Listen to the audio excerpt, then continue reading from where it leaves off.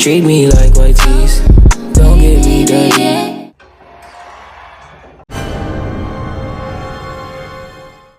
Through there, and we ended up with some lovely hand-milled planks that are ready to join the existing pile of planks, either from local lumber yards or some really cool pieces of wood that were sent to me by some awesome viewers. So next up was to sketch some shapes on each piece of wood. I just freehanded this, again going for some clean mid-century modern style shapes for the most part, but for some of the pieces of wood I thought it might also be fun to cut them into the shapes of the leaves of the tree that the wood came from. Like this piece of quaking aspen wood milled from a log that I salvaged from an avalanche debris field. Other leaf shapes I went with were classics like an oak leaf for this piece of white oak wood and a maple leaf for this lovely piece of curly maple. But otherwise, yeah, just cutting through these different shapes with some of the different species of wood. I really am excited about this absolutely stunning piece of Oregon myrtle wood that was kindly sent to me by a viewer named Mark Villers. But yeah, just a bunch of different species of varying colors and grain patterns that I'm going to be cutting through here. Lots of fun different shapes. We'll get into the different species here in a little bit, but if you want to play a fun game at home, start taking a close look and seeing if you can identify each one as I'm working on them. Where did I put the scale? Oh, it's right there.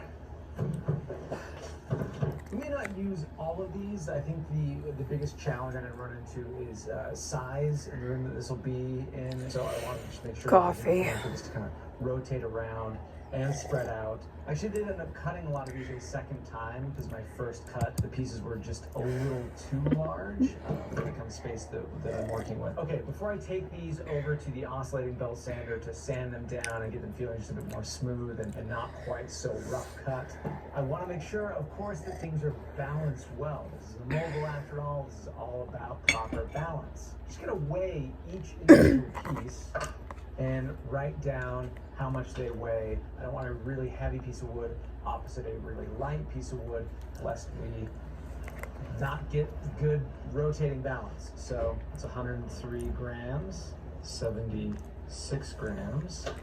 Black walnut, 114 grams. White oak, 51 grams. Aspen, Oregon myrtle, Douglas fir.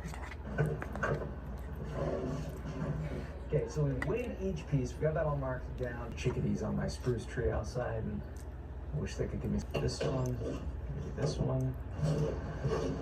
You. From you comes these two. From you comes. Yeah. I think we've got the making of the pieces here. We'll find out. So I'm going to take these one by one over to the benchtop sander, shape them down, get these rough edges cleaned up, and then I think we can get to putting together the water. I'm here at the benchtop sander with a good coarse sandpaper belt to help quickly shape these pieces. I'm mostly looking at just knocking down the edges and fine-tuning the shapes, adding some angles, and smoothing as best I can. As you'll see, this is truly just step one of a long sanding and shaping process, but really helpful for the big